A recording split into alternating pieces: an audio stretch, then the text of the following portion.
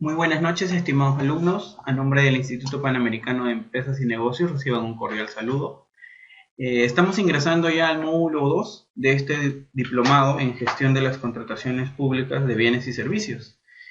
Ha sido una oportunidad interesante para ver aquí temas de planificación, propiamente dicho, y en la próxima sesión estaremos viendo ya específicamente el marco legal que aplica para el tema de la planificación.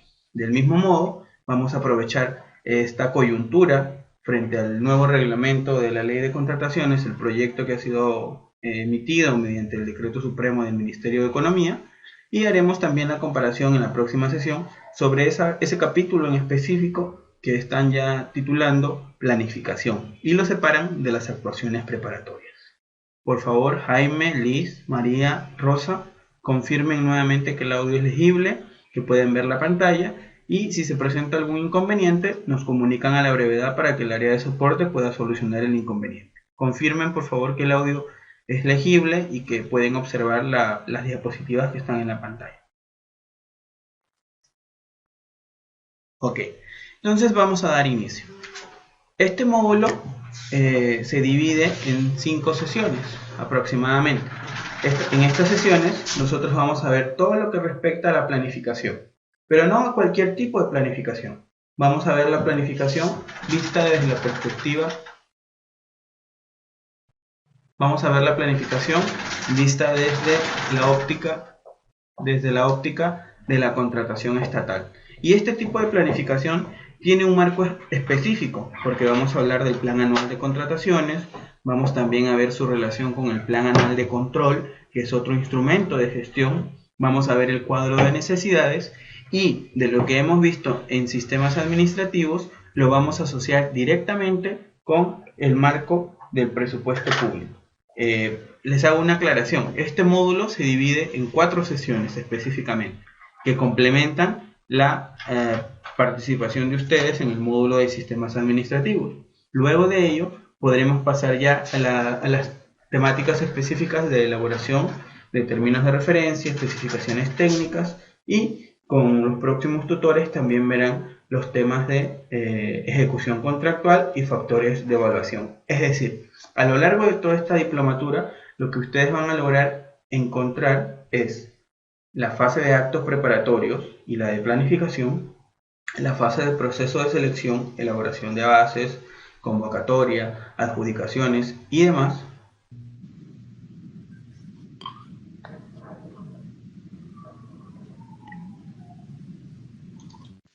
Y finalmente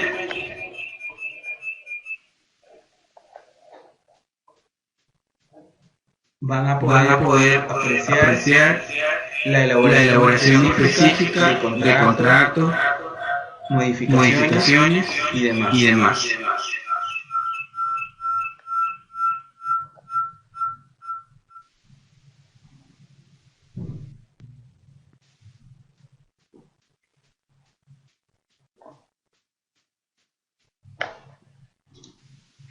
Bien. El contenido.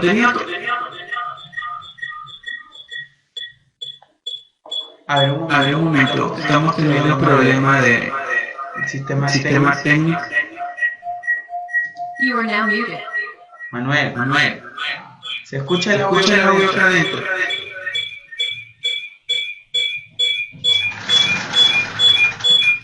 ¿Aló?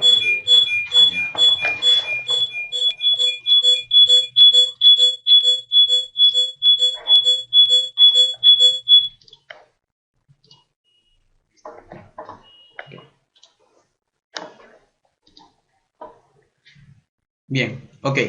Este contenido temático para el presente módulo se divide en 4 sesiones, como lo hemos venido indicando. Es un uso de manera complementaria de la información que tienen en las cartillas informativas. Estas cartillas hablan de muchos de los temas que están presentados en las diapositivas y también complementan la información para que ustedes tengan elementos gráficos e instrumentos que en la realidad se trabajan en una institución pública. Por ejemplo, el formato de cuadro de necesidades, por ejemplo, los protocolos del SIGA, la información que se registra en el SEACE sobre la planificación de la compra pública, etcétera, etcétera, etcétera. Vamos a pasar como primer punto a ver las consideraciones previas y también la planificación de las compras públicas. Y en este tema en particular vamos a ver aquí todo lo relacionado a las contrataciones del Estado, cuáles son las fases que están involucradas, un poco el marco de los principios y de los sistemas administrativos que están vinculados, que son en realidad de mucha importancia para poder entender que cualquier actuación dentro de la gestión estatal es compartida, es común, es coordinada con los otros sistemas administrativos. Y así es, Jaime, Liz, María, Rosa, les insisto, así es como ustedes tienen que ver su participación en el Estado. No podemos estar ausentes de las áreas usuarias, tenemos que colaborar con ellas. Seamos logísticos, asistentes de logística, técnicos, especialistas, seamos de repente analistas o simplemente gestores contractuales, nosotros estamos involucrados en las actividades que realizan las áreas usuarias. Por ejemplo, en el caso de la elaboración de los requerimientos técnicos mínimos, nosotros brindamos una colaboración y una ayuda muy importante. Les presentamos las cartillas, los instructivos para hacer los términos de referencia o las especificaciones técnicas. Revisamos que esté correcto la información de un expediente técnico. Pedimos aclaraciones cuando hay algún elemento que está un poco inconsistente o confuso dentro de la elaboración de estos requerimientos técnicos mínimos.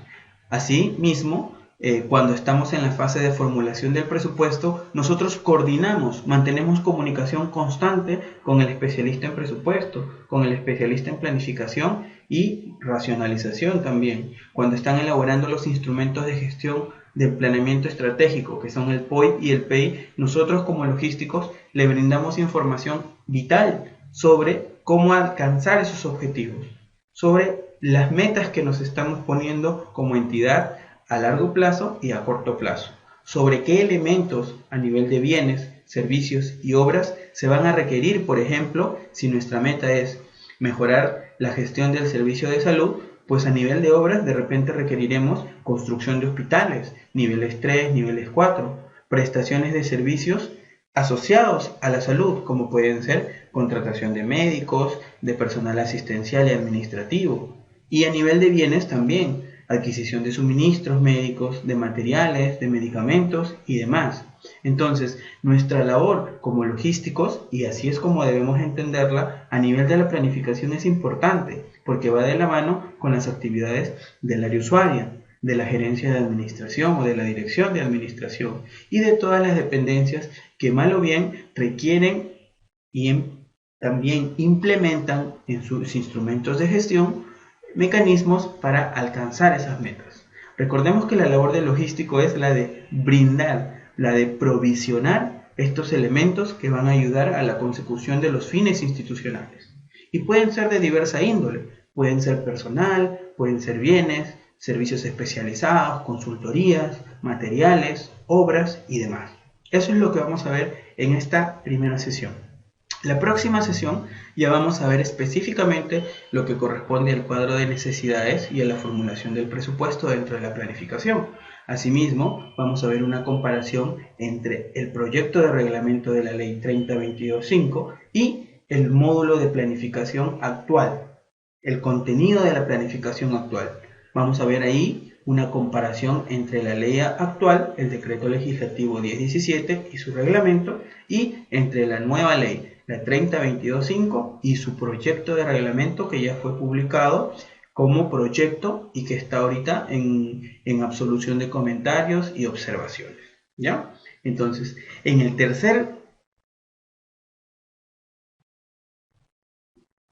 tercera sesión, lo que vamos a ver ya directamente es el Plan Anual de Contrataciones. Este instrumento de gestión de la compra pública lo vamos a ver en todo el marco general y luego en sus procedimientos específicos. Supervisión, evaluación, aprobación, modificación, qué actores están involucrados, cuál es el contenido, vamos a ver los formatos, cómo se llena un plan anual de contrataciones, cuáles son los procedimientos específicos para poder lograr tener este instrumento de gestión. Y en la última sesión vamos a ver todo lo que tiene que ver con la casuística dentro de la planificación. Vamos a ver el módulo del SEACE que registra el presupuesto institucional de apertura. Vamos a ver también la búsqueda en el portal público sobre cómo relacionar el plan anual de contrataciones con los objetivos institucionales. Y también entraremos de una manera muy breve a lo que es el control y la ética en la planificación de la contratación pública, en la planificación de las compras del Estado.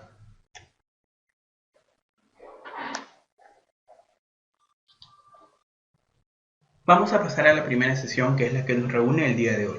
Muy buenas noches, Henry, Licia y Víctor. Es un gusto tenerlos.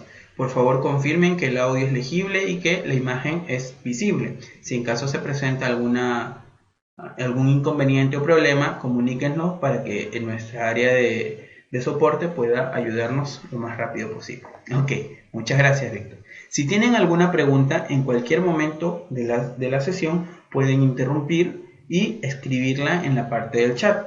Conforme avancemos en la gestión, vamos a ir absolviendo sus dudas. Vamos a hacer un pequeño recuento porque esta parte de la planificación está muy asociada al módulo previo que ya han visto, que es de sistemas administrativos. Veamos. Muy buenas noches, Irene, también. En el sector privado, las necesidades tienen una satisfacción bien rápida. Las necesidades en general, ustedes saben, lo estudiamos en economía y a veces también en el derecho, las necesidades son ilimitadas, pero los recursos para satisfacer esas necesidades son limitados. Es decir, mientras mis necesidades pueden ir hasta el infinito, mis recursos dependerán de mi organización, de mi ambiente o del poder que yo puedo ejercer en ese momento.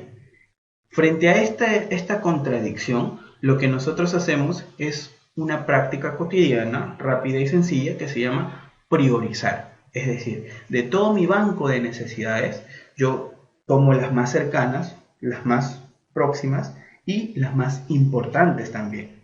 Por ejemplo, si tengo entre mis necesidades, porque también pueden ser deseos, viajar, comprarme un auto, vestirme, comer, y de repente, no sé, educar a mis hijos y demás, pues mis necesidades más importantes serán tener un espacio donde vivir, tener prendas para vestirme, alimentarme todos los días, poderme transportar para el trabajo y educar a mis hijos. Dejaré a viajar, comprarme mucha ropa o comprarme joyas como una necesidad menos importante. En general, en el sector público, esto no se maneja tan fácil, tan sencillo como en el sector privado. Pensemos en las imágenes. En un primer momento, en el sector privado, sea una familia, una empresa, de repente un empresario, de repente una comunidad, o cual sea el tipo de organización no estatal, cuando surge una necesidad, nosotros vemos un problema, un inconveniente. Frente a ello, hacemos un plan, una idea, un proyecto sobre cómo atenderlo. Hacemos también un costeo, hacemos evaluaciones costo-beneficio sobre cómo solucionar ese inconveniente. ¿Qué impacto va a tener su resolución en mi vida y en la de mi comunidad, si cabe el caso? Luego de ello, viene el componente más difícil dentro del sector privado, ¿cuál es? Ahorrar o dar un crédito, es decir, juntar el dinero o acceder a algún mecanismo por medio del cual un tercero te facilite el dinero por medio de alguna prenda, préstamo o lo que fuera, y finalmente ya tienes la adquisición, el producto, el bien, servicio u obra que requieres para satisfacer esa necesidad. Veamos las imágenes. En un primer momento podemos pensar que alguien todos los días sufre el problema de transportarse, ya sea hacia ya sea hacia su trabajo, de repente es algún retorno hacia su hogar,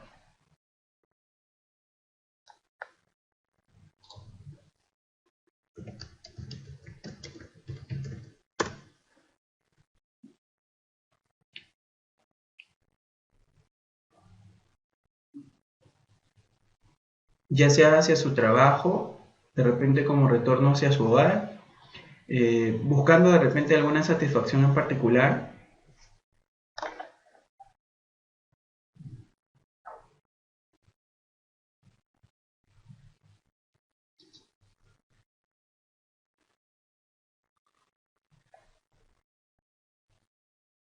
Manuel, Manuel,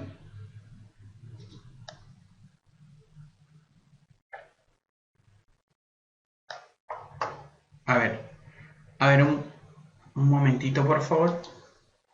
Manuel.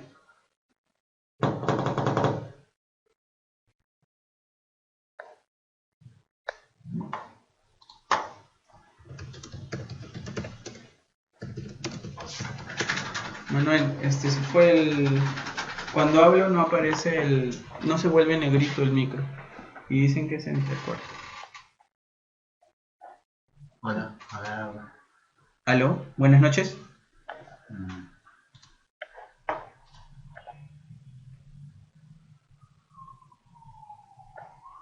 Buenas noches.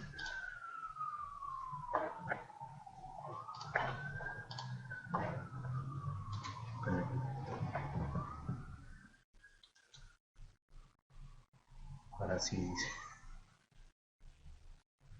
Ahora sí dice. Pero no vibra.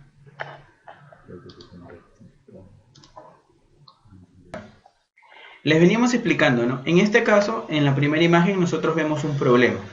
Vemos que de repente un ciudadano o un trabajador tiene el inconveniente de transportarse hacia su trabajo o hacia su casa. Frente a esto, él, atendiendo a este problema, tiene la necesidad de transportarse y no encuentra mejor manera que de repente adquiriendo un vehículo. En esta meta de adquirir un vehículo, él tiene algunos puntos importantes que lograr. El primero es hacer su planificación de costos y presupuestos y ver qué vehículo está a su alcance. Una vez que ha logrado esto y ha hecho su análisis costo-beneficio, lo que le queda es ahorrar o acceder a algún crédito, lo que sea más fácil para él dentro de sus oportunidades. Una vez que ha logrado ahorrar, lo único que le queda es adquirir el vehículo que necesita, aprender a manejar si cabe la posibilidad o conseguirse un chofer y se solucionó su necesidad, su problema. ¿Cuáles serían los únicos dos inconvenientes frente al sector privado, ¿no? El primero, si tiene una esposa, como vemos en la imagen de abajo, tendrá pues que negociar con ella, ¿no? Porque a veces si uno compra un bien en un matrimonio, ustedes saben que esto es un contrato, es una relación jurídica y por consiguiente cualquier decisión que involucre patrimonio es compartida. Si él no se comunica con su pareja, con su esposa o de repente la persona con la que convive, es muy probable que tenga un inconveniente. Y el segundo problema que puede tener es la cantidad de dinero por la cual tiene que ahorrar o por la cual se va a endeudar. Son básicamente esos dos criterios los que van a definir cómo atender su necesidad. En el caso del sector público, esta lógica no ocurre. No basta con ver necesidades en la sociedad, hacer cálculos, juntar o endeudarse y comprar. No. ¿Por qué? Porque cada etapa que estamos viendo, si fuesen 4, tiene también su propio procedimiento.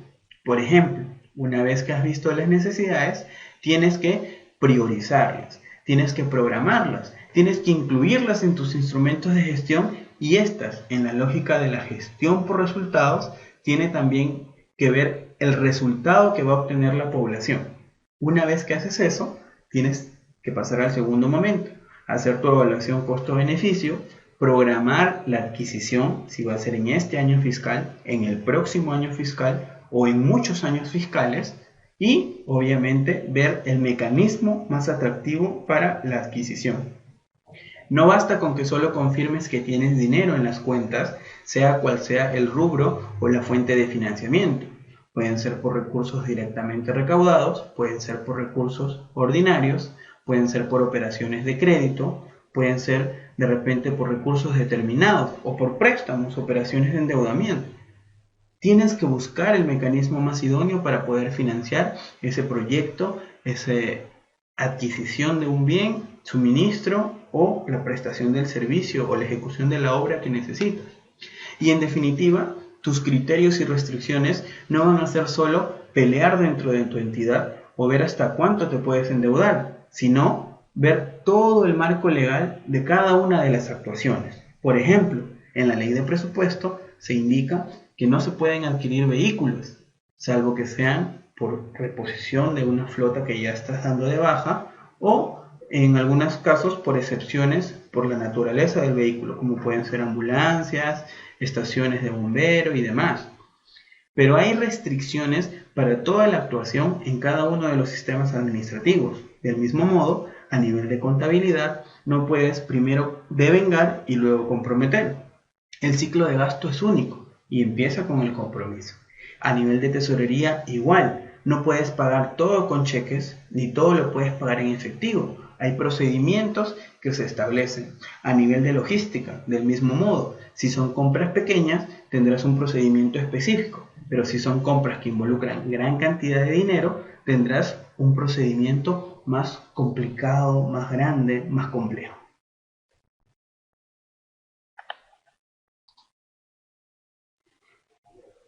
En definitiva, esta perspectiva entre lo público y lo privado es distinta, es diferente, es controvertida, porque tiene criterios que muchas veces no van de la mano, que son conflictivos por su propia naturaleza.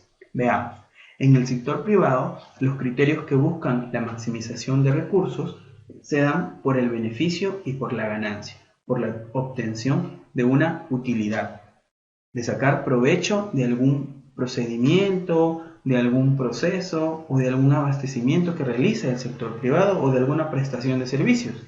Pensemos en el servicio de telefonía, sea fija o sea móvil. El sector privado, la empresa privada, te brinda todo el servicio como tal.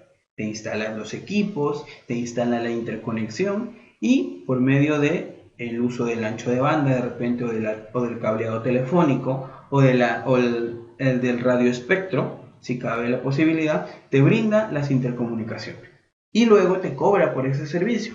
Pero en su costo vemos que está asociado todo, la mano de obra, los equipos que te ha arrendado, hay un precio por el alquiler o por la venta, y también los impuestos o cualquier otra deducción o tributo que ellos tengan que pagar. Pensemos en el sector público. El sector público en algunos casos también tiene actividades empresariales, pero a estas no los motiva directamente el beneficio o la ganancia, sino la actuación pública, la prestación de servicios o de bienes públicos que por su necesidad y por su naturaleza tienen que estar en potestad del Estado. ¿Se acuerdan que hasta hace algún tiempo las empresas de suministro de energía eléctrica en muchos casos eran empresas públicas? La de telefonía también era empresa pública, hasta que llegó este fenómeno, este proceso de la privatización, en la cual se instalaron estos procedimientos para transferir o vender el accionariado y la participación del Estado a empresas privadas, porque su naturaleza, porque su objetivo era más eficiente al momento de prestar el servicio o de brindar el bien o la construcción de obra cuando correspondía. En estos casos vemos que el sector privado se comporta muy competitivamente y es otro criterio que tiene la realidad privada, la competitividad y la participación en el mercado.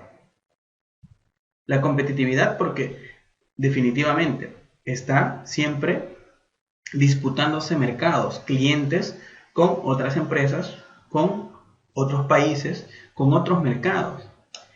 Tiene un enfoque siempre hacia el cliente, más que al ciudadano, al cliente. Es decir, tiene esa intencionalidad en su actuar. Sabe que su participación, su vida como empresa, depende de la percepción que tenga el cliente, el usuario de su servicio. Mientras mejor el servicio, mejor la percepción que tiene el cliente. Por consiguiente, mayor fidelidad y compromiso va a poder lograr en este mercado. Tiene también autonomía, y nos referimos aquí a autonomía porque no hay marcos restrictivos para poder disponer sus sistemas y organización. Tienen un presupuesto que es básicamente privado.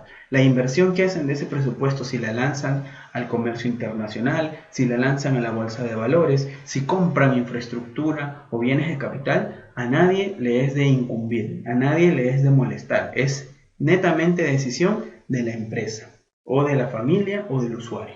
Y finalmente, en el caso de las empresas que prestan servicios, se caracterizan por la innovación.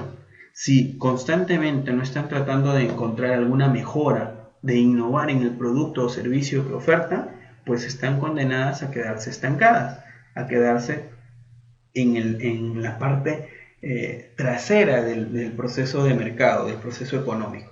Lo que buscan en general estas empresas es destacar, ponerse a la vanguardia, adelantarse a todos los procedimientos para poder siempre ganar más clientes, tener a sus usuarios contentos y, como lo he venido diciendo, estar a la vanguardia.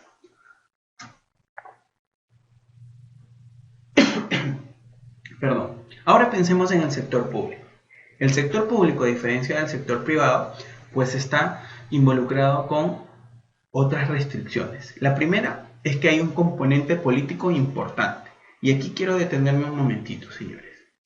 Decimos un componente político porque tenemos cargos, autoridades que son de elección popular. Vale decir que nosotros como ciudadanos les brindamos, les otorgamos parte de nuestro poder para que ellos puedan dirigir, organizar y gobernar todo el territorio que nos corresponde y tomen decisiones por nosotros.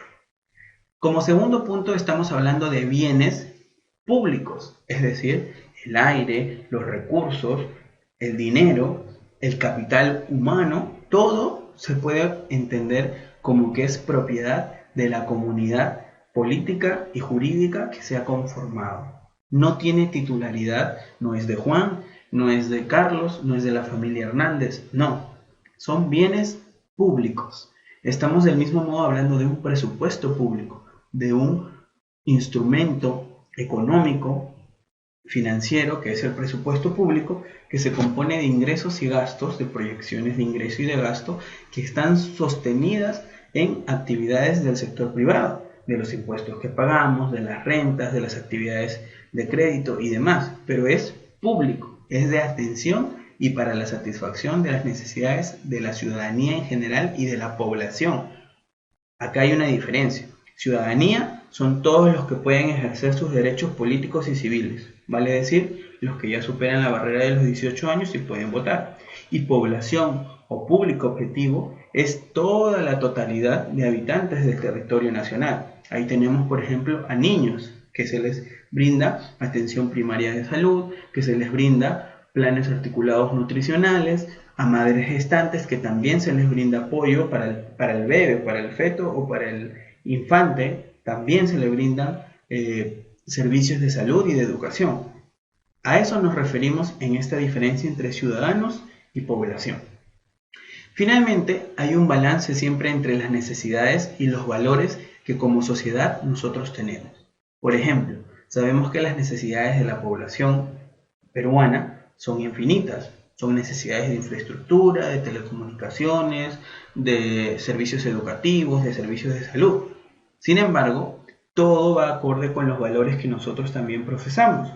Si fuésemos una sociedad, imaginemos, ¿no?, muy sesgada, muy fraccionada, pues la acción del Estado también tendría que ser así. De repente seríamos estados independientes o autonomías y cada una gestionaría sus recursos en base a los valores que primarían en ese estado. Pero como somos un estado unitario, como somos un estado democrático y como tenemos un gobierno en niveles, que es nacional, regional y local, la acción del Estado tiene ese balance entre las necesidades y los valores en sus distintos niveles. Y finalmente, cada actuación, seas funcionario, seas servidor público, tiene restricciones y marcos regulatorios. Tú no puedes desviar recursos, por ejemplo, porque hay tipificación de sanciones, de infracciones. Del mismo modo, tampoco puedes pagar sin antes haber verificado que haya compromiso y devengado. No puedes colgar un proceso si primero no han habido actuaciones preparatorias donde definen, por ejemplo, el valor referencial, el tipo de proceso que corresponde, la aprobación del expediente, la elaboración de bases. Tú no puedes colgar si no tienes estos documentos previos. Por eso decimos que la actuación en el sector público tiene restricciones y marcos regulatorios. A ver, vamos a hacer un recuento. Muy buenas noches Diana, Henry, Irene, Jaime, Liz, María, Rosa y Víctor. Hasta aquí, todo está entendible. ¿Tienen alguna pregunta? ¿Tienen alguna consulta? Si la tienen, la pueden escribir en la parte del chat, que la procederemos a responder.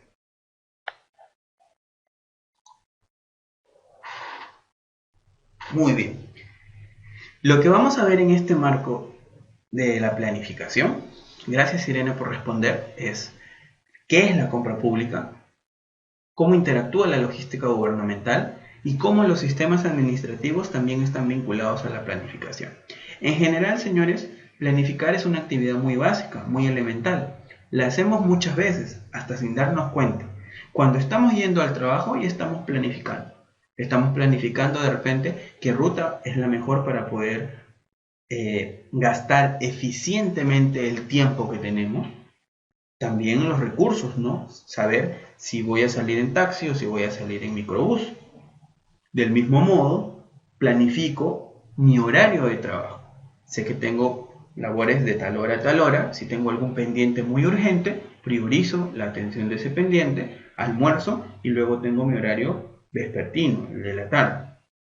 Casi sin darnos cuenta estamos planificando muchas cosas. Alguna salida, alguna reunión familiar, algún trabajo de los niños, alguna participación en la escuela. Casi siempre planificamos. Lo que no ocurre es de repente la planificación estratégica, la planificación basada en tácticas, en estrategia, en objetivos, en resultados tanto a corto, a mediano o a largo plazo. Eso es lo que tenemos que dejar en claro. La planificación en el Estado no es una planificación alocada, no es una planificación de último minuto, es una planificación estratégica y acorde a objetivos a corto, a mediano y a largo plazo. Y la compra pública a nivel de la planificación debe buscar apoyar este procedimiento. No debe estar fuera de, debe estar junto a este procedimiento. Bueno, esto ya lo hemos venido viendo en el primer módulo, sería un poco ocioso volverlo a repetir en este caso, pero es la organización político-administrativa de nuestra nación. Es importante recordarlo porque aquí están básicamente los principios elementales de nuestra organización y cómo vamos a planificar teniendo en cuenta que somos un gobierno y un Estado unitario, representativo y descentralizado. Insisto, y esto es rápido, si tu organización está en el organigrama del Estado, tiene estas restricciones de las que hemos venido hablando. Tiene estos marcos regulatorios de la actuación del servidor o del funcionario público. No estás ajeno a. Veamos. Ya sabemos que para la actuación de la planificación hay sistemas administrativos y sistemas funcionales. Vamos a ver de los sistemas administrativos cuáles están asociados directamente a la planificación de la compra pública. Efectivamente, uno de los primeros es el Sistema Nacional de Planificación, que está bajo el Decreto Legislativo 1088 y que en el módulo de sistemas administrativos ustedes han visto cómo se implementan los instrumentos como el POI y el PEI que buscan. Vimos los ejemplos del regulador del OCE, cómo ha fijado su visión y su misión. Bueno, a nivel de las entidades, nosotros también hacemos eso. Hacemos un procedimiento de planificación para lograr las cosas. Y otro sistema administrativo muy importante para la planificación de la compra pública es el de presupuesto. Pues allí yo establezco los topes máximos a asignar para poder gastar y la cantidad de recursos que también van a ingresar en un año fiscal para poder establecer mis metas. Y finalmente, y el más cercano, es el del Sistema Nacional de Abastecimiento. Específicamente, la Ley de Contrataciones, más que la Ley del Sistema Nacional de Abastecimiento, porque me establece restricciones limitantes a la planificación. Por ejemplo, una vez que ya se aprobó el presupuesto, tienes un plazo de ley para aprobar tu plan anual de contrataciones y otro plazo de ley continuo, que lo vamos a ver en la siguiente sesión, para publicar tu plan anual de contrataciones. En términos genéricos, ya sabemos que cada sistema administrativo tiene un organismo rector y la función del organismo rector, en términos generales, es regular, difundir y tutelar el sistema administrativo que le corresponde, implementando procedimientos de mejora, protocolos y directivas. En general, casi de todo tenemos directivas. Y aquí viene un consejo bien saludable. Lo que nosotros tenemos que hacer a nivel de nuestro sistema administrativo también es brindar procedimientos de mejora. Uno de ellos, y se los cuento como una experiencia, es implementar, por ejemplo, las directivas de planificación de la compra estatal que vayan de la mano, que vayan acorde con la ley de contrataciones y con el reglamento. Y también la directiva de compras directas o de compras no sujetas a la ley de contrataciones, es decir, las compras que hacemos de bienes y servicios que están menores a 3 UITs como está la ley vigente. ¿Y por qué? Y usted uno preguntaría, ¿no? ¿Y esto por qué es importante? Pues es sencillo. Es importante porque aun cuando no esté regulado, cuando no esté incorporado, la planificación es el antecedente más importante de una compra eficiente. ¿Se imaginan si yo compro un bien o si contrato un servicio y este no está directamente asociado a un objetivo institucional? Sería bien difícil, ¿no? Sería hasta complicado poder sustentar que estoy gastando recursos sin lograr nada de por medio. Por eso es que es importante tener de repente una directiva que vea justo este procedimiento, la planificación de la compra estatal. Y en el caso de la segunda directiva es la de compras directas. Y también es importante en la planificación, porque una vez que yo ya consolidé mis necesidades, que yo ya tengo mis costos y mi programación mensual también de atención, puedo ver si voy a estar con muchos procesos pequeñitos, como pueden ser compras directas o menores cuantías, o si me arriesgo, planifico bien y genero una gran compra, como puede ser un concurso público o una licitación pública, y me abastezco de manera mensual con ingresos al almacén mes por mes, quincena por quincena o cada 2 meses, como yo lo crea conveniente. Ahora, para poder entender también esta lógica, señores, les brindo otra recomendación. Si bien la labor de logístico no tiene una profesión definida, es decir, no existe la carrera o la ocupación de logístico gubernamental, la ejercemos abogados, contadores, economistas, administradores, sociólogos, de distintas profesiones nos asociamos o vinculamos al proceso de logística gubernamental. Y eso queda claro, ingenieros también ingresan dentro de la compra pública. Existe una variedad de profesiones que están vinculadas, pero lo que sí queda claro, y esta es una experiencia importante, es que si ustedes hacen una directiva demasiado reglamentarista, es decir, que diga, ¿no? Para poder comprar de 1 a 3 UITs necesitas 5 cotizaciones. De esas 5 cotizaciones, las 5 deben estar en el RNP inscritas y registradas y activas, habilitadas. Del mismo modo, el requerimiento solamente podrá llegar con el formulario T24, que es un formulario que ustedes inventan. Y también deberá tener los vistos de tales y tales personas. El protocolo va a empezar aquí, seguir aquí, seguir aquí, firmarán aquí. Si ustedes realizan eso, que en realidad también es una buena opción, estarían reglamentando demasiado el procedimiento. Lo que yo les recomiendo a nivel de experiencia, esto queda como una sugerencia, es que la directiva también tenga márgenes de acción que me permita solucionar la atención de requerimientos, por ejemplo, urgentes, ¿no? Puede ser, nos quedamos sin tóner, todas las máquinas están funcionando y de pronto, ¡plum!, nos quedamos sin suministro.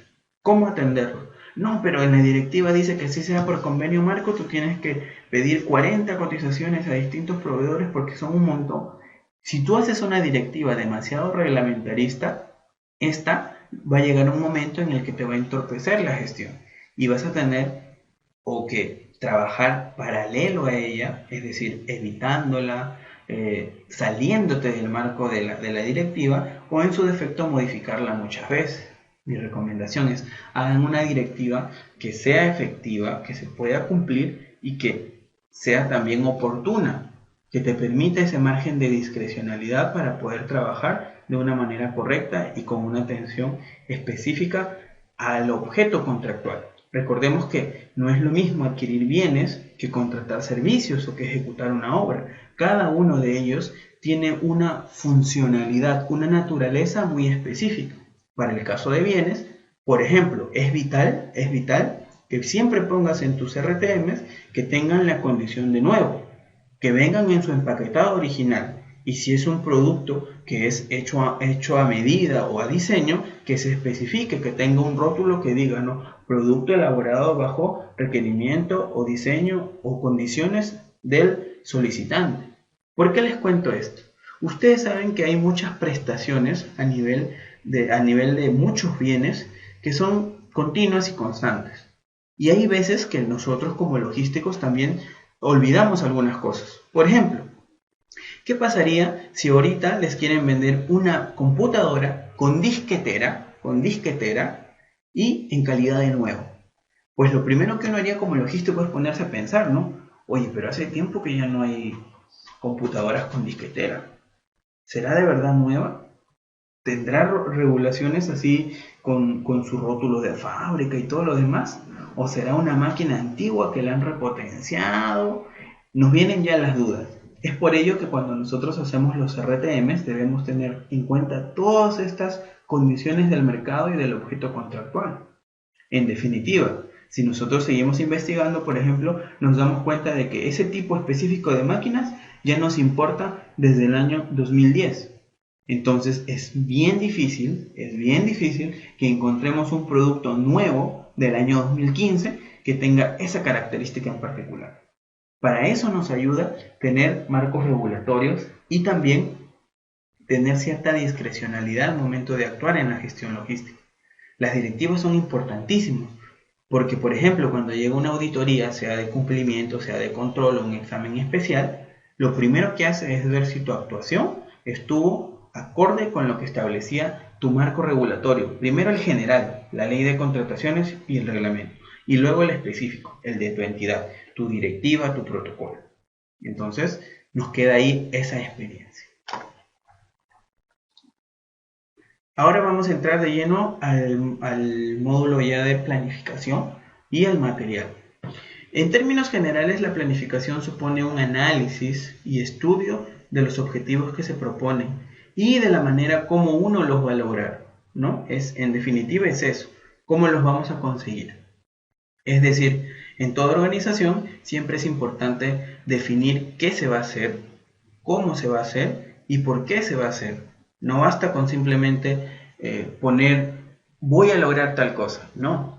Tienes que saber por qué lo vas a hacer, con qué cuentas para poder lograrlo y el procedimiento para llegar a eso. Por ejemplo, si quiero lograr mejoras en los aprendizajes, hay un porqué. Porque el Estado brinda el servicio educativo, está inserto en sus funciones.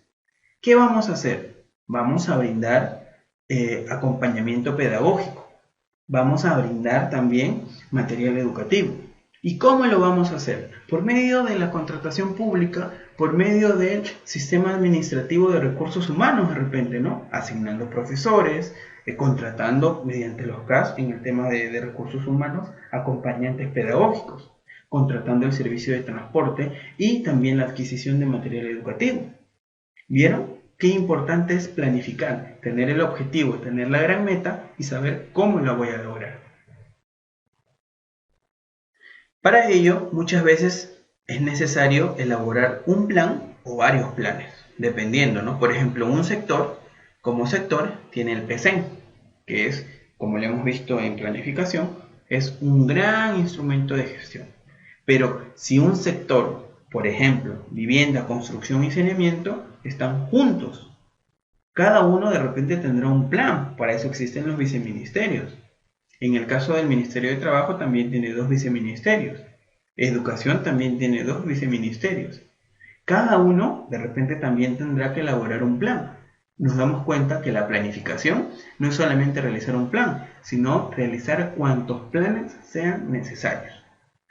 Crear un plan tiene bastantes beneficios y lo podemos ver en nuestra vida, en lo privado y también en lo público. ¿Por qué? Porque un plan, sobre todo, básicamente, te da una claridad y te da contenido a los aspectos del trabajo que tienes que realizar. Te llena, mejor dicho. Y dentro de ello, clarifica tus actividades y las dudas que te salen respecto a los objetivos que estás buscando. ¿Son objetivos acordes? ¿Los voy a poder lograr? ¿Qué actividades están asociadas a esos objetivos? Del mismo modo, te permite establecer prioridades. Tengo 10 objetivos, pero por ejemplo, para lograr el 9, primero tengo que haber logrado el 4 y el 6. Los demás de estos objetivos los puedo dejar para un segundo momento, no involucran mucho recurso. Mira, podemos priorizar de esta manera. Hay recursos para estas actividades en específico, que no involucran mucho gasto de dinero o de personas, y los que son más complicados los dejamos para la segunda etapa. Por eso hablamos que te estableces prioridades. te clarifica las debilidades y las fortalezas que tienes para lograr objetivos. Y esto es importante, ¿no? A veces, dentro de la planificación, a nivel del hogar o de persona, nosotros no hacemos un análisis de fortalezas, oportunidades, debilidades y amenazas, que es un análisis bastante sencillo. Basta identificar que algunos componentes son internos y otros externos, y uno puede realizar con claridad este análisis. Cuando uno lo realiza a nivel institucional, sabe, por ejemplo, con qué recursos está contando, cuál es su potencial en cuanto a recurso humano y a recurso financiero para poder lograr las cosas. Y también logra identificar sus principales competidores amenazantes o también sus potencialidades, cosas que como institución tiene y que le van a ayudar a diferenciarse de las demás. También te ayuda la planificación a cuantificar niveles de desempeño para lograr tener éxito. Si sabes que hay áreas que son vitales para lograr objetivos, pues tendrás que poner mayor recursos, y si en caso ves que es deficiente su administración de recursos o su obtención de objetivos, pues tendrás que invertir de repente en capacitar ese recurso humano o cambiar las mejores gerencias para poder lograr la estrategia más adecuada y obviamente el resultado esperado. Y finalmente, la planificación también es importante porque define la necesidad de los recursos que están involucrados para conseguir objetivos. ¿Vieron? Es bien sencillo entender que la planificación es una labor casi titánica, que no debería ser un copy-pega del año anterior, que no debería ser una reunión, un cóctel, donde se exponen muchas cosas etéreas, muchas cosas valorativas, subjetivas, que no se van a poder aterrizar luego en un plan operativo, en un instrumento de gestión o en un plan anual de contrataciones. De nada vale que yo sea muy bueno convocando procesos, que es una actividad metódica y procedimental, cuando estos no están asociados a una gran estrategia o a un gran objetivo. Ahora sí, Diana, Henry, Irene, Jaime, Liz, María, Rosa y Víctor, les invoco, les pido por favor que si tienen alguna duda, la pongan para poderla discutir y llegar a un buen entendimiento de todas las partes.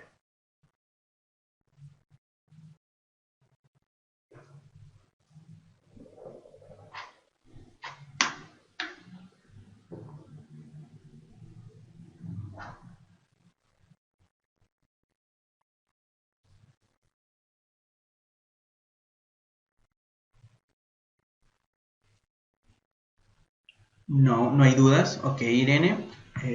¿Los demás compañeros tendrán alguna duda, por favor?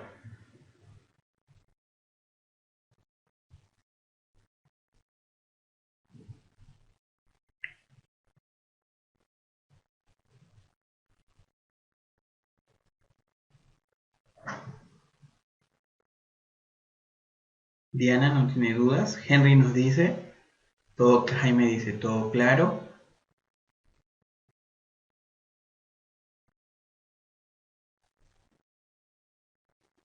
Ya. A ver, vamos entonces con la pregunta de Henry. A ver.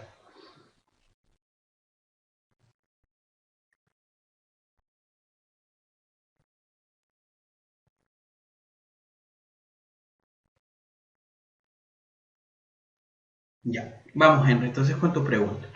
Definición de estrategia y táctica. La estrategia, esto es en términos sencillos, podemos encontrar acá discrepancias múltiples de autores. Esto no es un tema definitivo. En general, la estrategia es el gran esquema para alcanzar algo. Y la táctica ya te establece incluso la cantidad de recursos y el procedimiento específico para lograr las cosas.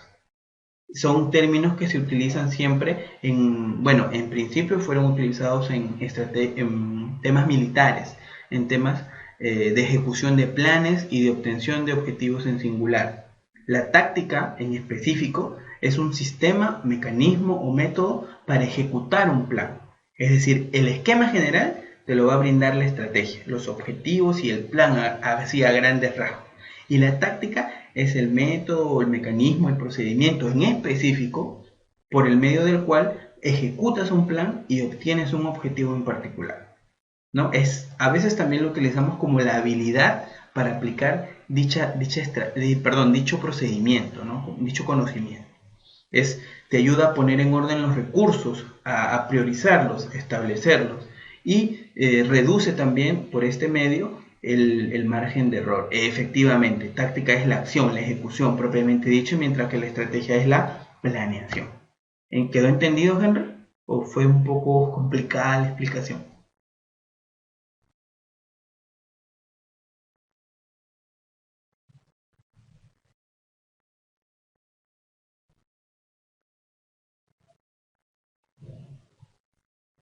¿Sí?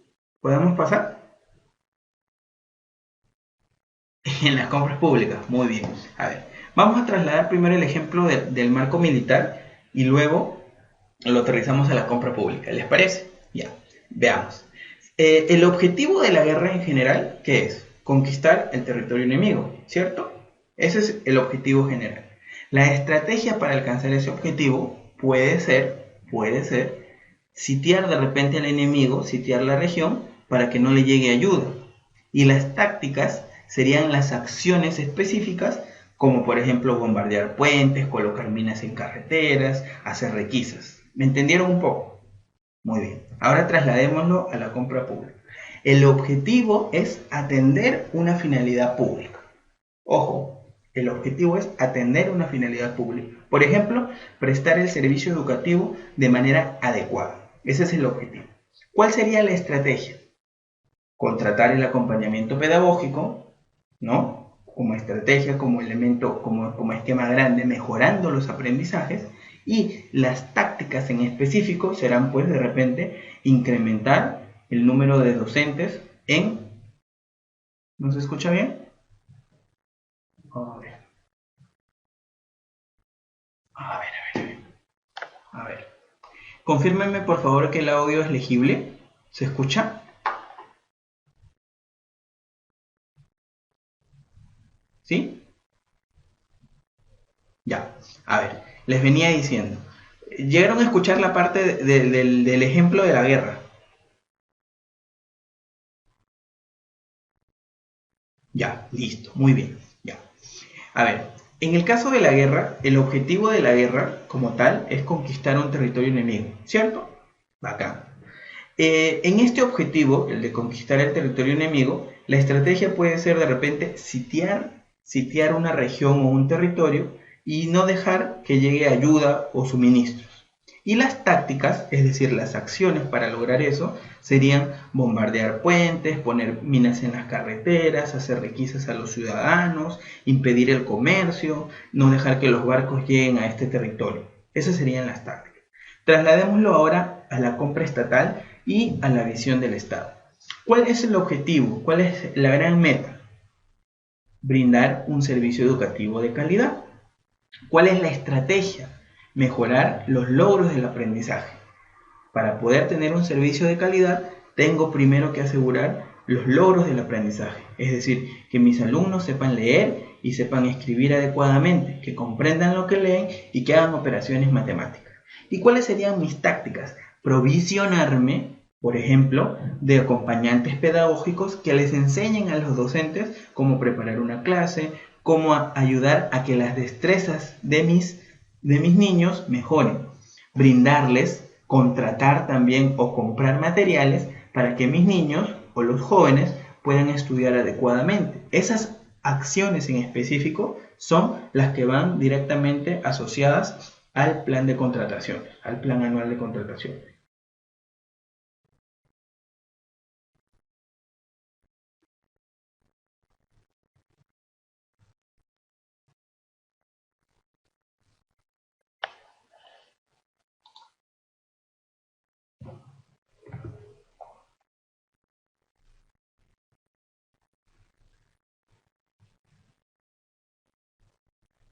Muy bien, ahora vamos a pasar a entender un poco la definición de la planificación. Deben tener en cuenta que la planificación es una labor compleja que debe ser integral y articulada.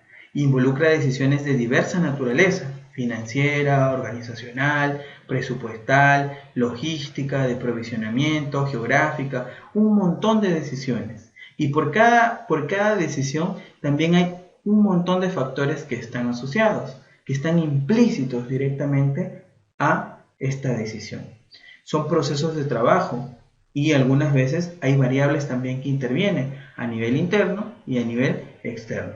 Sin una planificación adecuada no puede existir una gestión eficiente, porque en gran medida la planificación orienta, busca que tú emplees eficiente y eficazmente los recursos. Eficientemente, es decir, gastar lo menor posible para llegar a un objetivo. Y eficazmente, que llegues al objetivo. No todas las instituciones están en condiciones de lograr esto. Sus finalidades públicas, es decir, las metas y los grandes objetivos que tienen como entidades, están definidos. Brindar conexión en todo el territorio nacional, mejorar las comunicaciones, prestar un servicio educativo de calidad, prestar salud primaria y de emergencia a toda la población. Tienen muchas veces sus objetivos ya definidos, pero si no planifican adecuadamente, no sabrán cuántos recursos intervienen. Del mismo modo, no sabrán cuáles son sus principales problemas a atender ni su escala de prioridades. Es allí donde viene el principal inconveniente, en tener una planificación acumulativa de experiencias. El año pasado me fue mal en esta cosa, hay que volverla a planificar para poder lograr que este año avance. No, también debe ser de aprendizaje, de retroalimentación. Lo que hice bien, lo voy a continuar y lo voy a también a trasladar a otras áreas. Oye, mira, el área de proyectos logró avanzar porque inició toda la etapa de programación de sus proyectos, la celebración de convenios y demás en el primer trimestre. Traslademos esa experiencia a las otras áreas, a la gerencia de catastro, a la gerencia de protocolo, a la gerencia de, no sé, de administración misma, a la gerencia de promoción, a todas las dependencias dentro de la organización. Cuando uno encuentra dentro de la planificación un criterio importante o una experiencia que ha sido muy grata, la debe replicar o la debe acompañar de talleres donde se compartan estas experiencias y uno pueda ver el gran esquema. Recuerden que la planificación también debe ser gradual. En un primer momento compondrá específicamente a gerencias o áreas, pero luego con una gran experiencia y con una tutela muy importante de los funcionarios y servidores podrá trasladarse a toda la institución. La planificación es gradual pero también integral, involucra a toda la organización y para ello el Estado se organiza a través de los sistemas administrativos. La administración pública requiere organizarse para poder actuar ordenada, articulada y eficientemente, sea a nivel local, a nivel regional y a nivel nacional o central, y en función del poder o de la autoridad que ejerce cada entidad. Por ejemplo, a una entidad que está asociada al sector educación, pues no le podré pedir que atienda la salud pública o la seguridad interna o la defensa. Cada sector, así como lo vimos en el módulo de sistemas administrativos, ya está definido y tiene actuaciones, objetivos y finalidades públicas de ese sector que también van de la mano con el plan de desarrollo nacional y, por qué no decirlo, con el acuerdo nacional y con el plan bicentenario. Van de la mano, van engarzados, se comunican entre ellos.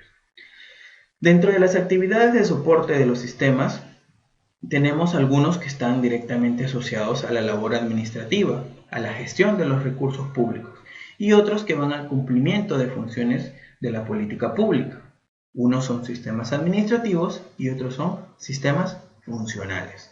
Unos van a la organización de las entidades, los sistemas administrativos, y otros van al cumplimiento de una política pública, como puede ser la promoción del trabajo, como puede ser la prestación de la defensa a nivel de desastres y demás, o por ejemplo también la previsión de prestaciones para jubilados. En general, esos son sistemas funcionales. Los sistemas administrativos son los que están asociados a la organización y el uso de los recursos. ¿Y cuáles tenemos allí? Tenemos el de gestión de los recursos humanos, el de abastecimiento, presupuesto y demás. Todos los hemos visto en el primer módulo. Un sistema administrativo está conformado por diversos principios, normas, procedimientos, técnicas e instrumentos. Son varios, son una cantidad. Por ejemplo, dentro del sistema administrativo de presupuesto tenemos la ley general, tenemos directivas de ejecución presupuestaria, tenemos la ley del presupuesto para el sector público que sale cada año, tenemos directivas para, por ejemplo, la programación de obras por administración directa, que también va asociada al presupuesto porque te pone restricciones. Tenemos la ley de contrataciones, que también habla en buena medida sobre procedimientos en el marco de la ley de presupuesto. Entonces, tenemos varios protocolos. Cabe señalar que cada sistema cuenta con entes rectores, con autoridades competentes a nivel técnico y normativo, que son una autoridad, un ente a nivel nacional. Es decir, no es que la dirección de presupuesto o que el CEPLAN solamente estén para las entidades de Lima, no. Tutelan el órgano, el procedimiento, el sistema administrativo a nivel nacional y también a nivel local, a nivel regional y a nivel central. A fin de entender los conceptos que vamos a desarrollar, hemos venido indicando que la planificación no solo cae en el sistema administrativo de planeamiento estratégico, también está involucrada en el sistema administrativo de abastecimiento, de presupuesto, de tesorería. ¿Por qué? Por ejemplo, tesorería programa, planifica su calendario de pagos a nivel mensual, semestral y también anual. Contabilidad también sabe que cada trimestre tiene que presentar información importante a la Dirección de Contaduría Pública. Abastecimiento sabe que cada semestre hay evaluaciones del plan anual de contrataciones y están asociadas al cumplimiento de las metas del POI y del PEI. Es usual que cada sistema administrativo, de acuerdo a los instrumentos y herramientas que los rigen, establezca sus normas y su aporte a la planificación. Lo usual también debe ser que la planificación se recoja en un documento que se llama plan, sea el PEI a largo plazo o sea el POI a corto plazo. En el caso del sistema de abastecimiento y del procedimiento de compras, esto se verá reflejado en el plan anual de contrataciones. Existen varios documentos que no tienen la denominación de plan. El cuadro de necesidades no tiene denominación de plan, ¿no? El presupuesto público no tiene denominación de plan, pero lo que nosotros vemos cuando analizamos estos instrumentos es organización, programación. ¿De qué? De ingresos y gastos y también de requerimientos. Entonces, en estricto, también son instrumentos de planificación. Los instrumentos o herramientas de gestión de los distintos sistemas administrativos interactúan entre ellos, se conversan, comunican, de manera que el contenido de uno también aporte o esté condicionado o alimente a otro. Por ejemplo, el Sistema Nacional de Presupuesto tiene procedimientos que están en el marco de la planificación estratégica. ¿Cómo? Las etapas, recuerden las etapas del proceso presupuestario. Programas, formulas, apruebas, ejecutas y evalúas. Eso es un componente de la planificación, el proceso y la evaluación también de lo que has planificado. En el caso del sistema de abastecimiento, sabemos que no existe un órgano rector y tampoco existe un cuerpo normativo único. Ya lo hemos venido diciendo en la sesión y módulo de sistemas administrativos. En general, el OCE no es el rector del Sistema Nacional de Abastecimiento, es el rector del procedimiento de la compra pública. También regula el registro de proveedores, la organización de los procesos, pero por ejemplo, no regula la disposición de los bienes, y ese también es un procedimiento técnico del Sistema Nacional de Abastecimiento. Los sistemas administrativos que se interaccionan y que interactúan y que coordinan en la planificación de las compras son planeamiento estratégico, vital porque te expone a corto y largo plazo lo que vas a alcanzar, presupuesto público porque te indica los montos máximos de dinero que puedes gastar durante un año para atender un plan operativo, y también el de abastecimiento. Respecto a este último, el de abastecimiento, debemos señalar la regulación específica de la ley de contrataciones y el reglamento, ¿no? Los actuales, los vigentes. ¿Cuáles son? La ley de contrataciones es el decreto legislativo 1017 y el reglamento es el decreto supremo 184/2008, del Ministerio de Economía y Finanzas, y sus normas complementarias y modificatorias. En el caso del decreto sabemos que ha sido modificado con la ley 29378, y en el caso del reglamento ha sido modificado en varias ocasiones. Las más recientes han sido en el 2014, y ya para el próximo año esperamos vamos a tener un nuevo cuerpo legal. Tenemos la 30225, que es la nueva ley de contrataciones, y tenemos ahorita en proyecto un reglamento que ya está con comentarios, observaciones y aportes, y es muy probable que este año se termine aprobando, con lo cual el 2016 ya estaríamos con toda una serie de procedimientos nuevos, de un marco específico para la planificación, para cómo se aprueba y modifica el plan anual de contrataciones.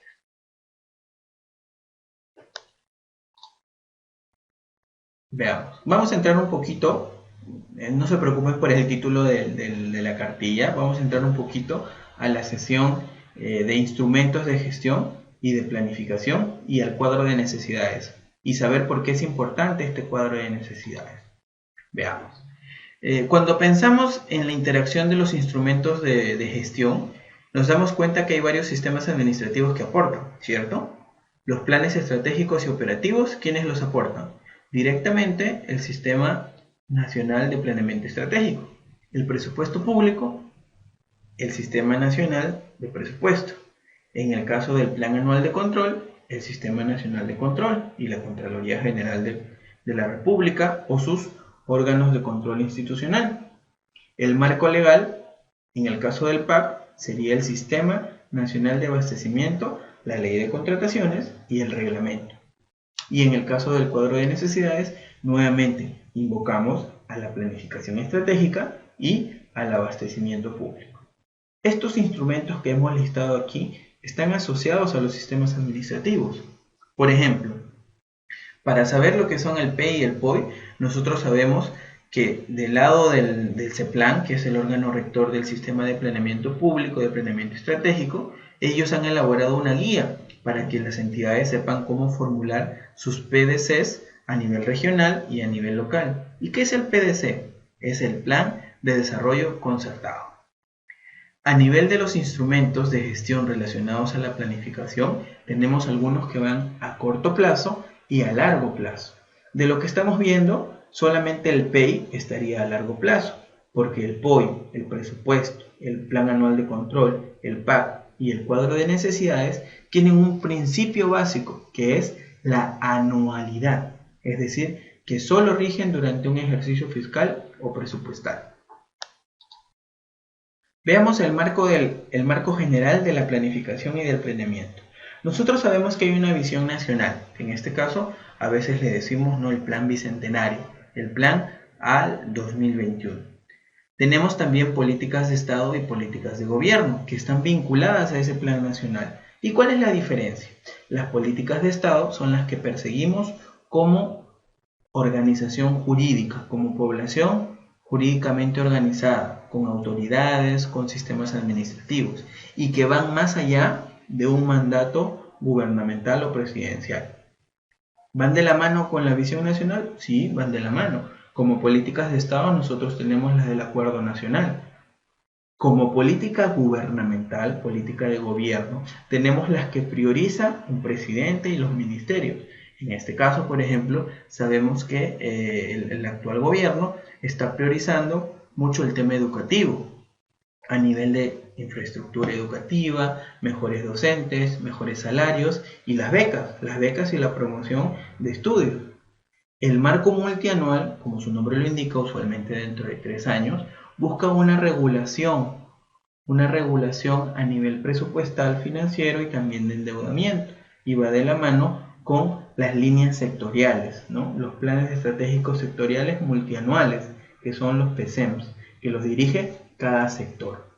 Estos PSEMs son los que tutelan las actuaciones de los gobiernos locales y los gobiernos regionales. Este tipo de niveles, gobierno regional y gobierno local, no actúan independientemente. Tienen que aportar a los lineamientos sectoriales y elaboran sus planes de desarrollo concertado, que pueden ser local o pueden ser regional, dependiendo del tipo de organización o nivel en el cual se encuentra. Y van de la mano, efectivamente, con un plan estratégico institucional. Todo esto es lineal y coordinado. El PEI va de la mano con el PDC va de la mano con el PCEM con el marco multianual, con la política de gobierno, con la política de Estado y con la visión nacional.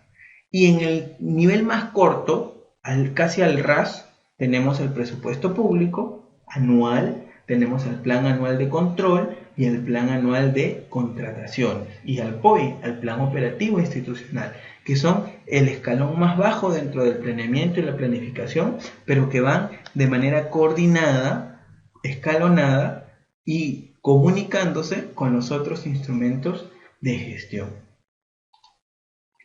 Más o menos esta es la lógica, ¿no? Estamos haciendo acá un recuento de lo importante que es los instrumentos de gestión en la administración pública. La planificación a largo y mediano plazo sabemos que es multianual. En general está dentro del marco multianual y del PEI y la visión del Estado. Y la planificación a corto plazo es lo que nos invoca. En este módulo vamos a aprender bastante sobre el plan anual de contrataciones, el plan operativo institucional y el plan anual de contrataciones van juntos con el presupuesto institucional, con el presupuesto del año fiscal. Y van de la mano porque el presupuesto institucional nosotros sabemos que es la herramienta financiera, la cuantificación de gastos y de ingresos que se requieren para poder lograr los objetivos del corto plazo. Esto más o menos es el gráfico que describe, resume cómo se vinculan los distintos instrumentos de gestión que están relacionados a las compras públicas. Este material, recuerden que está en su cartilla informativa. Si se dan cuenta, estamos siguiendo la hilación de la cartilla informativa. A ver, en cuanto al horizonte temporal, nosotros tenemos dos horizontes temporales, el de largo y mediano plazo y el de corto plazo. Trasladando lo que hemos venido exponiendo, el de largo y mediano plazo involucra más que todo el de planeamiento estratégico, no a otros sistemas administrativos.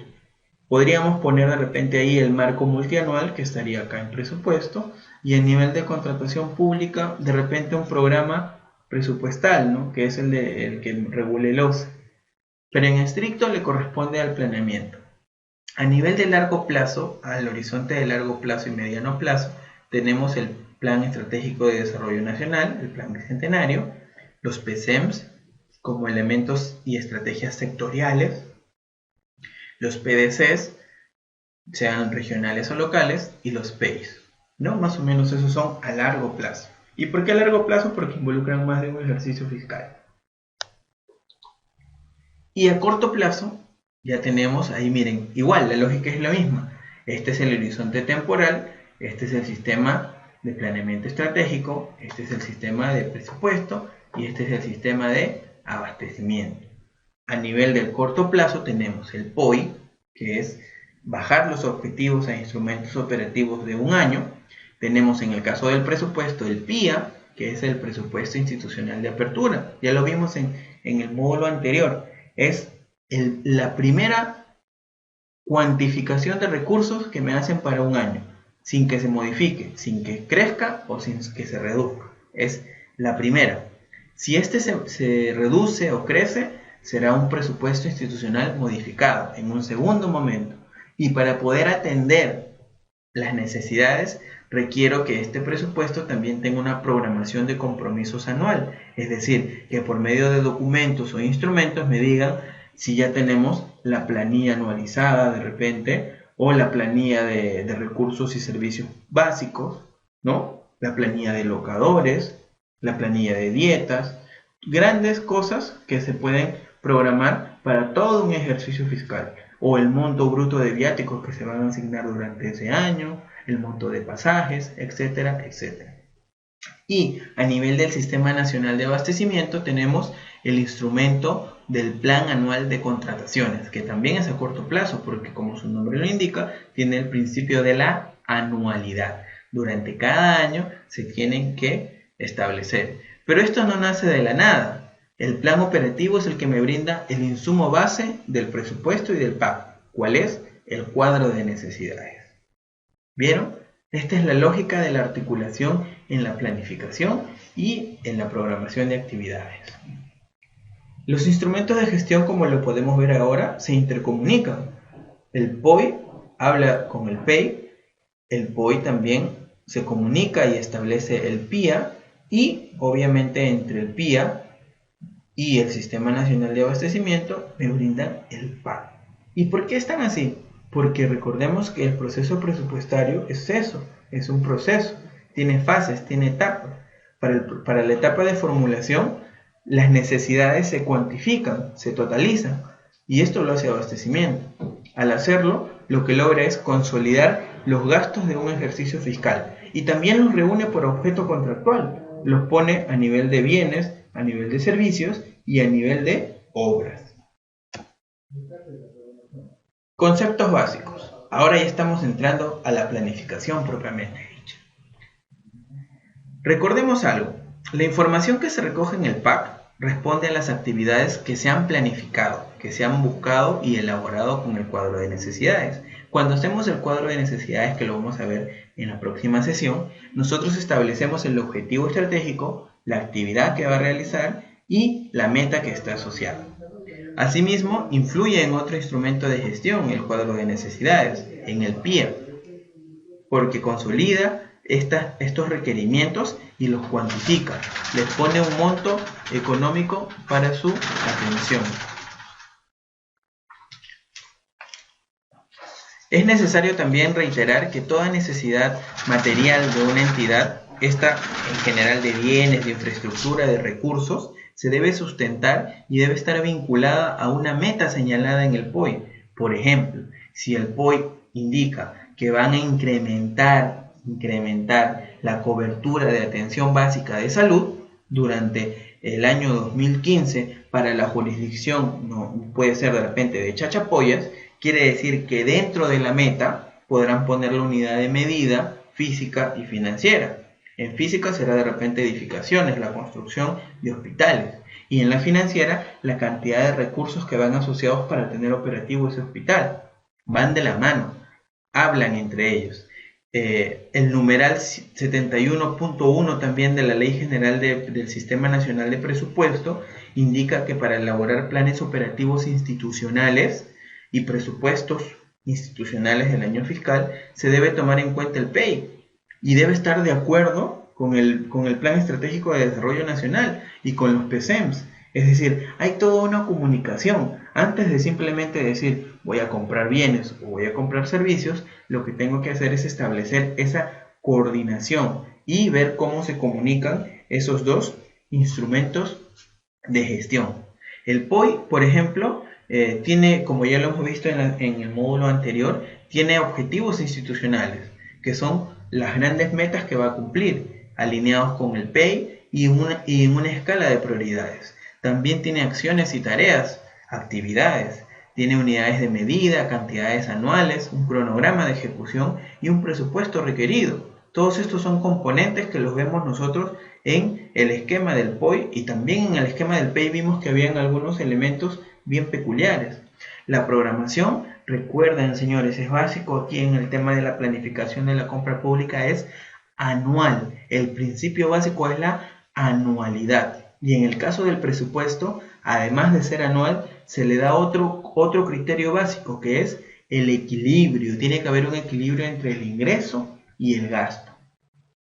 La programación de un año fiscal inicia usualmente en el año anterior. Por ejemplo, ahorita, si estamos en una entidad pública, ustedes ya saben, estamos realizando o finalizando ya la formulación básicamente, ¿no? Para que ésta inicie el debate en el Congreso de la República. Es más, les comentaba que ya el proyecto de ley de presupuesto del sector público para el 2016 ya está colgado en la página web del Ministerio. Entonces, lo único que nos queda a nosotros es esperar que esto se consolide, que pase a su etapa final y que se apruebe. Una vez que se aprueba, ya inicia el otro año, el 1 de enero, la ejecución misma del presupuesto. El cuadro de necesidades es el principal sustento para el plan anual de contrataciones.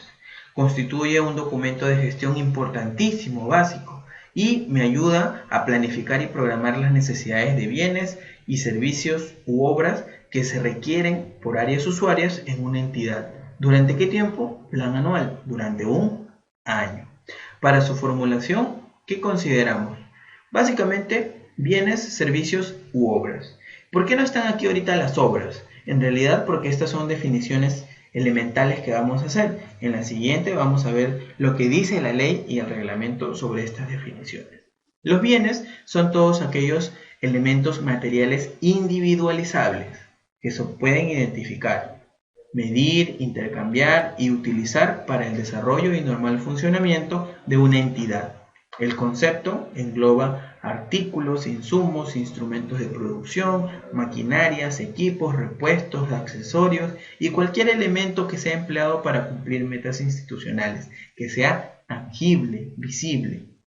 En cambio, los servicios son un término que involucra, comprende, tiene la idea de un trabajo, de un efecto, de un resultado, de algo que se ha prestado por medio de una persona natural o jurídica con la finalidad de satisfacer algo, temporal o permanente, pero mediante una combinación de potencial humano, de habilidades, de recursos materiales también y financieros, a cambio de una retribución económica. ¿Y cuál es su principal característica? Que no son perceptibles, no son tangibles. Sin embargo, por medio de documentos, de fotografías o de otros procedimientos, yo puedo saber que se ha cumplido con esa prestación. Por ejemplo, en el caso de bienes, sabemos que la pintura es un bien, la brocha es un bien, la tina o la batea donde se puede verter la pintura es un bien.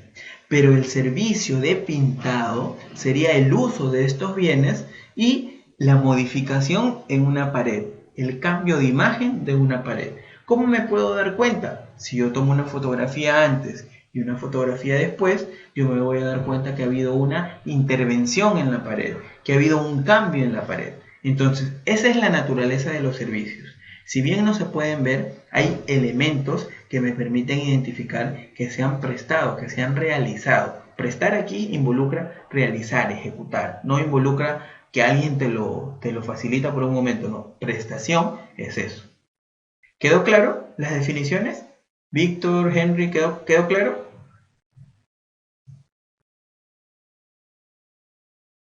Podemos listar muchos ejemplos. En el caso de los servicios, ¿no? Los servicios profesionales, mantenimiento, pintado, ¿no? El cableado, las instalaciones y demás. Todos esos son servicios. Ahora, estas definiciones son propias, son mías. Las estoy trasladando para luego poderlas comparar con las definiciones del reglamento y de la ley.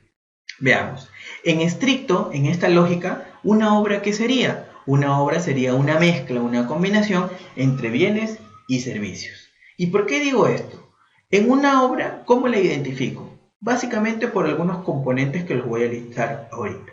Primero, dirección técnica. Segundo, expediente técnico. Tercero, maquinarias y equipos. Y cuarto, mano de obra. Si yo logro verificar estos 4 componentes, sé que es una obra pública y la puedo diferenciar de un servicio. Veamos. Pensemos en la construcción de un puente y en el servicio de pintado, ¿ya? Veamos. Dirección técnica. Para la construcción de un puente, pues necesito a alguien que dirija, ¿no? Que esté supervisando también y verificando que la construcción siga el protocolo que esté en el Reglamento Nacional de Edificaciones, si cabe el caso, en el Ministerio de Transportes y Comunicaciones, si tiene un reglamento o norma técnica. En el caso del pintado, ¿requeriría alguien que esté allí tutelando que el pintado vaya de acuerdo a una norma general? No, en estricto no. Segundo criterio, expediente técnico. Para la construcción de un puente, definitivamente necesito un documento que se llama expediente técnico, donde yo pongo la memoria descriptiva, el presupuesto, las partidas, el impacto, el proyecto de inversión, su codificación, la cantidad de insumos, el procedimiento constructivo y demás. En el caso del servicio de pintado, de repente no un expediente técnico, pero sí un expediente que me indique qué color se va a pintar, qué es lo que yo quiero ver, qué refacciones se van a hacer de repente en la pared. En estricto usan un expediente, pero no es un expediente técnico. Tercer componente, maquinarias y equipos. En el caso de la construcción de un puente, pues yo necesitaré maquinarias y equipos que estén asociados a la construcción de un puente, materiales también. Por ejemplo, agregados, motoniveladoras, personal técnico que que sepa manejar esta maquinaria, volquetes, etcétera, etcétera, etcétera. En el caso del servicio de pintado, también voy a requerir de repente maquinarias, equipos y materiales. La pintura, las brochas, las tinajas, ¿no? Los solventes para poder bajar la pintura si es una pintura especial, etcétera, etcétera. El soplete, ¿no? Finalmente, recursos humanos y mano de obra. En la construcción de un puente voy a necesitarlos. Necesito ingenieros que hagan la residencia, la supervisión. Necesito personal que maneje los equipos, que mezcle los agregados y demás. En el caso de la prestación del servicio de pintado, también requiero mano de obra, un maestro pintor y de repente algunos ayudantes. Como podemos ver, en ambos casos hay elementos que se cumplen, pero las obras tienen los cuatro. Tienen dirección técnica, expediente técnico, maquinarias, materiales y equipos y mano de obra. En el caso del pintado no tienen dirección técnica, no tienen expediente técnico en estricto sentido. Tienen maquinarias, equipos y mano de obra, pero no los otros dos. Por eso es que yo identifico y puedo diferenciar una obra pública de un servicio en general. ¿Quedó claro? ¿Les pareció interesante esa definición? A partir de ahora, dense cuenta que cuando ustedes puedan identificar estos cuatro criterios en algo, estaremos hablando de de una obra pública, de una diferencia, no de un servicio. Así nos podemos dar cuenta. Otro elemento importante que quiero aquí aclarar es que toda construcción en el Estado, toda construcción, toda edificación, es un proyecto de inversión pública. Pero, ojo, no todo proyecto de inversión pública es una construcción. Hay proyectos de inversión pública que pueden ser simplemente mejoras de capacidades, como los que está llevando a cabo el Ministerio de Educación, el Ministerio de Desarrollo e Inclusión Social y el Ministerio de Salud. Son mejoras de instrumentos de gestión, de habilidades directivas. Son un proyecto de inversión porque van a causar un impacto en la realidad y en un espacio geográfico, pero no involucran una construcción, una obra pública. ¿Entendido? Esas dos alertas son las que dejo en esta ponencia. Veamos ahora las definiciones que dice el reglamento y la ley de contrataciones. Veamos, ¿ya? Les voy a dar un tiempo para que lean y luego vamos a empezar la discusión.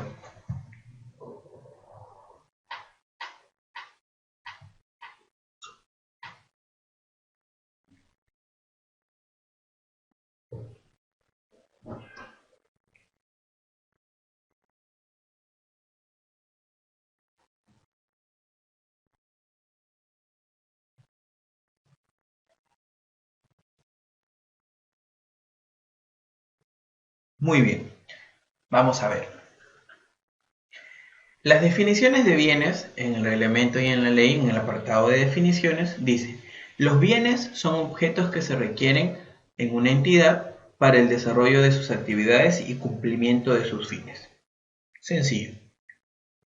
Los servicios son las actividades o labores que realiza una persona natural o jurídica para atender una necesidad de la entidad, pudiendo estar sujeta a resultados para considerar terminada la prestación.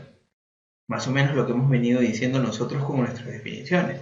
Finalmente, una obra pública, y aquí ya la ley y el reglamento son bien específicos, es cualquier construcción, reconstrucción, remodelación, mejoramiento, demolición, renovación, ampliación y habilitación de bienes inmuebles, tales como edificaciones, estructuras, excavaciones, perforaciones, carreteras, puentes, entre otros, que requieran dirección técnica, expediente técnico, mano de obra, materiales o equipos. ¿Vieron? Entonces, ya directamente el reglamento me pone unas definiciones y unos criterios para poder identificar qué es una obra pública y cómo se diferencia del servicio. Ahora, aquí viene una alerta. para todos ustedes, para Diana, para Henry, Irene, Jaime, Liz, María, Rosa y Víctor. Tengan mucho cuidado con el nombre que ustedes le ponen a una contratación. Porque, por ejemplo, si ustedes simplemente denominan a un pintado mejoramiento de una pared de la institución educativa tal, por esa definición puede prestarse a un malentendido. Cuando esto, si nosotros somos estrictos, y recuerden que los abogados son bien pegados al cuerpo, a la base legal que da sustento a las actividades, ¿no? De repente, en mi labor de abogado me puedo sesgar y digo, no, pero ahí dice mejoramiento. Eso es obra. Sin embargo, ustedes ahora están aprendiendo cómo sustentar las diferencias que existen entre una obra pública y un servicio. Y recuerden que en el Estado hablamos de obra pública, porque no es el sector privado. ¿Hay obras privadas? Sí. La construcción de un condominio por medio de una inmobiliaria es una obra privada. El mejoramiento de mi casa, la construcción de un tercer o cuarto piso, es una obra privada. En el Estado no existen obras privadas. Existen obras que por su naturaleza las llamamos obras públicas. En estricto son lo mismo, construcciones, reconstrucciones, pero la finalidad es distinta y el recurso que se usa también es distinto. A ver, vamos a pensar un poquito en los actores que están involucrados en la elaboración del cuadro de necesidades y de sus aportes a la planificación, adelantándonos un poco a lo de la próxima sesión. ¿Ya? Veamos. ¿Cuál es el primer actor que brinda esta herramienta para hacer el cuadro de necesidades? Que puede ser un Excel, si utilizamos el sistema integrado de gestión administrativa que es un sistema del MEF, si utilizamos ese también hay un módulo. En el módulo de programación, allí puedo insertar mis consolidados, ¿no? También este órgano, pensemos, brinda los lineamientos y asesora a todas las áreas usuarias para que llenen correctamente el cuadro de necesidades, sea un formulario Excel o sea el SIGA. Es este órgano el que se encarga directamente de apoyar, de asesorar. Y finalmente es también este actor el que se encarga de consolidar el cuadro de necesidades, de cuantificarlo y de decir, esto se va a volver una licitación, esto va a ir por un concurso, esto van a ser menores cuantías. Pregunta, ¿cómo se llama este órgano, este actor que es importante en la elaboración del cuadro de necesidades?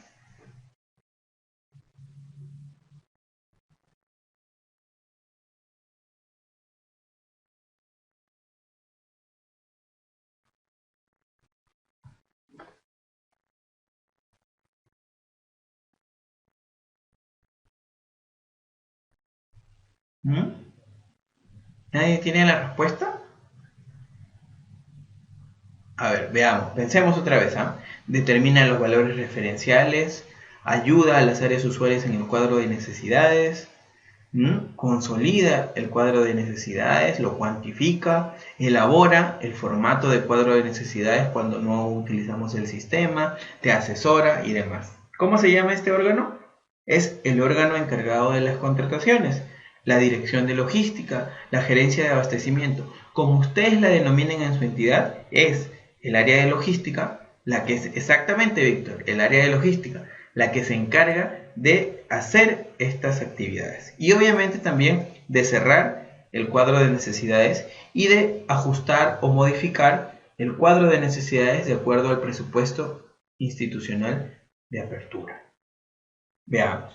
También en el cuadro de necesidades nos ayuda el área de almacén. ¿Por qué el área de almacén? Porque el área de almacén nos entrega información histórica sobre costos, consumos y también los stocks. Si tenemos una gestión de stocks actualizado, pues yo sabré si voy a necesitar adquirir más materiales o suministros. Otra área importante son las gerencias y dependencias, que en estricto se van a llamar área usuaria. ¿Y por qué son importantes? Porque ellas conocen sus necesidades. Ellas cuando trabajan correctamente, cuando coordinan sus actividades, van a ayudar a que se consolide mejor lo que necesitan. Personal, materiales de escritorio, computadoras, software, formularios de catastro, registros, papelería, material de cómputo, suministros, etcétera, etcétera. Todo lo que van a requerir para poder cumplir con sus actividades.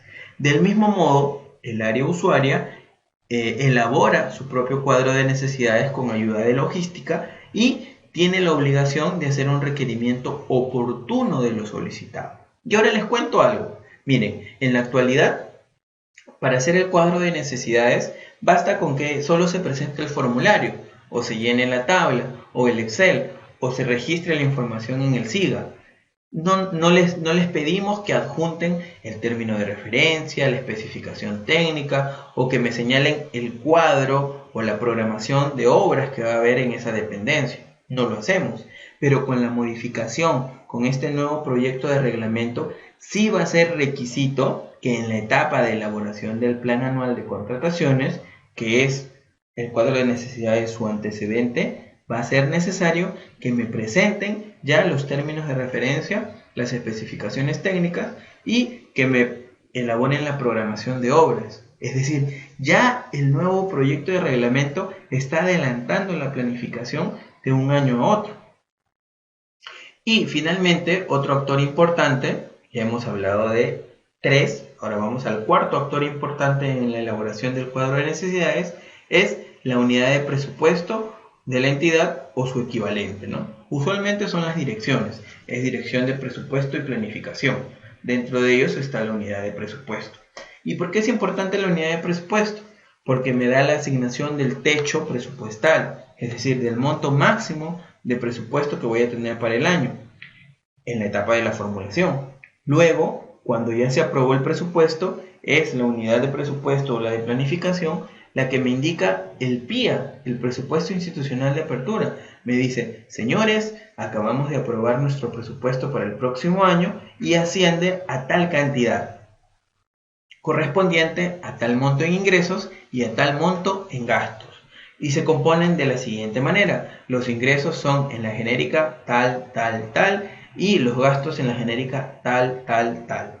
De la genérica 23, que es la que nosotros usualmente manejamos para el tema de bienes y servicios, tenemos tales clasificadores en tales actividades de tales metas y me brinda todo el desglose. Eso se traslada en el POI y se traslada también al PAC, porque si el presupuesto institucional de apertura viene reducido, si yo formulé 4 millones, digamos, y me vino aprobado solamente 3, pues yo tendré también que ajustar, que gestionar mejor mis recursos para atender las necesidades. Tendré que priorizar y comunicarle a las áreas usuarias. Señores de informática, su presupuesto para el próximo año para activos, para equipos y demás es de tanto. Señores de almacén, para la gestión de los bienes tenemos tales y tales partidas. Señores de servicios generales, para el mantenimiento de las camionetas y la adquisición de combustible tenemos tal monto. Por favor, tenerlo en cuenta para gestionar adecuadamente y oportunamente sus requerimientos y poderlos atender. Bacán. Esa es la lógica de la planificación. ¿Cuál es el contenido mínimo de este cuadro de necesidades? Eso lo vamos a ver a detalle en la próxima sesión. Pero aquí vale señalar que la programación tiene también sus etapas. Sabemos que para llegar al plan anual de contrataciones hemos tenido que pasar por muchas cosas previamente. Primero, por consolidar el cuadro de necesidades. Y para poder consolidar algo, primero tengo que elaborarlo. Es decir, primero las áreas usuarias elaboran su cuadro de necesidades, lo mandan a logística, logística lo consolida, verifica que todo esté bien, que hayan objetivos estratégicos, que hayan metas, que esté acorde al POI o al PEI, dependiendo. Luego de eso, cierra el cuadro de necesidades, lo cuantifica, lo totaliza, junto con presupuesto elaboran el proyecto de presupuesto institucional. Luego se hacen los reajustes necesarios, se envía la información al Ministerio de Economía y Finanzas, si está acorde le dan un check y se aprueba, y una vez que viene aprobado, si ha venido en la misma cantidad, me queda simplemente comunicar a las áreas usuarias confirmar los requerimientos y aprobar mi plan anual de adquisiciones y contrataciones. Y si ha venido reducido, si ha venido en menor cantidad, lo que tengo que hacer es reajustar y gestionar las atenciones y priorizar los gastos de cada una de las dependencias. Le comunico a las áreas usuarias: señores, sus montos máximos son tales, reajusten sus requerimientos. Una vez que los han reajustado, obviamente mi proyecto de PAC, que era por un monto más grande, también tendrá que ser modificado. Y una vez que se modifique y se apruebe, luego será publicado. Es por ello que es importante. Ahora, el cuadro de necesidades, al igual que el PAC, tiene contenidos mínimos. Identifica las áreas usuarias, los encargados o responsables, la meta estratégica, el tipo de necesidad que van a atender, si es un bien, un servicio o una obra, el código único del bien, del servicio o la obra. Y para eso utiliza el catálogo de bienes y servicios que tiene el MEF, el Ministerio de Economía y Finanzas. Este es un catálogo, como lo vamos a ver, que corresponde a actividades en específico y tiene una clasificación. Son dígitos que identifican de manera única a un bien, a un servicio o a una obra. En el sistema, en el SIGA, también tiene toda esta estructura. En el módulo de programación tengo el cuadro de necesidades y el PAC. En el módulo de pedidos, ahí registro los pedidos del año fiscal. Alguien los autoriza de acuerdo a la escala organizacional y funcional de mi entidad. También puedo elaborar requerimientos de compra y autorizaciones para la compra. Y en el módulo también de adquisiciones, puedo, por ejemplo, ver el cuadro de adquisiciones, puedo generar las órdenes de compra o de servicio y la afectación del calendario de compromisos. Los procesos también se pueden registrar en el SIGA y puedo generar contratos. Y finalmente, en los módulos de almacén y control patrimonial, pues tendré operaciones, en el caso de almacén, de entradas y salidas, de atenciones de pedido, de comprobantes de salida, de pedido de comprobantes de salida, las PECOSAS, y del CARDEX, ¿no? Esta es más o menos la estructura del módulo del SIGA, del módulo de logística, ¿no? Y aquí viene lo que estábamos hablando. En específico, cada bien tiene un código ya señalado y va agrupado por, primero, su condición. Si es en el caso de bienes, si son activos fijos o suministros. Y en el caso de los servicios también. Y van asociados así como una taxonomía, como algo biológico. ¿Se acuerdan que en biología, en ciencias de la naturaleza, nos enseñaban, ¿no?, que hay clase, familia, grupo y demás? Bueno, es la misma lógica la que se traslada para clasificar los bienes y servicios en este catálogo que administra el Ministerio de Economía y Finanzas, que en realidad tampoco es una creación del MEF, es una vinculación a nivel internacional, siguiendo algunos patrones. El CUPSO, el Catálogo Único de Bienes, Servicios u Obra, que también ha sido un aporte de Naciones Unidas y del Banco Mundial. En este caso vemos, por ejemplo, que el papel bond de 120 gramos, tamaño A3, tiene un código numérico que está ahí identificable, ¿no? 71 72 000 5001. ¿Y qué quiere decir eso? Veamos. El 71 obedece al grupo, oficina, útiles y materiales. El 71-72, es decir, aumentándole el 72, tenemos en específico a los papeles diversos y procesados, que es la clase. Y aumentándole el 0005, tengo ya la familia, que es papel bond. Si yo luego codifico 1, 2, 3, 4, 5, 6, 7, 8, 9, 10, hasta lo que corresponda, ya tendré las descripciones específicas del papel. Y lo podemos ver allí, ¿no? El papel bond de 120 gramos tamaño A3 es el 1. El papel bond de 80 gramos tamaño A4 es el 2. El papel bond de 75 es el 3, en tamaño A4 y en tamaño A3. El de 120 en tamaño A4 también tiene otra codificación. Y ahí, como puedo ver, también tiene sus unidades de medida asociadas, ¿no? Si son por ciento, por paquete, por millar, según corresponda. En este caso también, miren, ahí estamos ya especificando. Eso es prácticamente en el cuadro de necesidad anual. La pantalla me muestra, ¿no?, en el caso de bienes y servicios programados, acá los tengo. Puedo ver, ¿no? En el caso del papel bond de 80 gramos, tamaño A4, el consumo histórico, las cantidades y la programación que estoy haciendo en el primer, segundo y tercer trimestre, que obedece al ingreso de información y va por niveles y por centros de costo. Los centros de costo son las áreas o dependencias organizacionales de la entidad, ¿no? Van asociadas así. Y se llaman centros de costo porque involucran un gasto directamente. Acá vemos, ¿no?, ya de manera más pormenorizada lo que está programado y lo que está aprobado. Más o menos ahí vemos el esquema. Ahora, señores, como se vienen dando cuenta, para poder trabajar efectivamente todas estas actividades, uno tiene que conocer herramientas. No sería malo de repente que ustedes lleven una diplomatura en gestión pública, una diplomatura en SIGA, otra en SIAF, otra en herramientas de gestión. Ya queda a criterio muy personal del estudiante, pero es recomendable para que ustedes puedan ver cómo todos estos procedimientos se vinculan, ¿no? Cómo van de la mano, cómo trabajan de manera coordinada. Imaginemos ahora que no empleamos el SIGA, que somos una entidad primigia, ¿no?, que recién está nóvil, nuevita, y no utiliza los sistemas, ¿no? No quiere decir que vamos a estar como en la imagen, regresando, ¿no?, a la época de las cavernas. No, tampoco es así. Hemos creado algunas herramientas a nivel de gestión que nos ayudan, ¿no?, a suplir estas inconvenientes, estas falencias. En algunos casos se han creado formularios en Excel, muy interesantes, ¿no?, que hablan y consolidan información. Otros han creado sus propios sistemas de gestión administrativa y logística. Son como SIGAs paralelos. Todo va a depender de acuerdo a la necesidad de la entidad. Recuerden que mientras más grande la entidad, más necesidad tiene de coordinar las actividades y las funciones.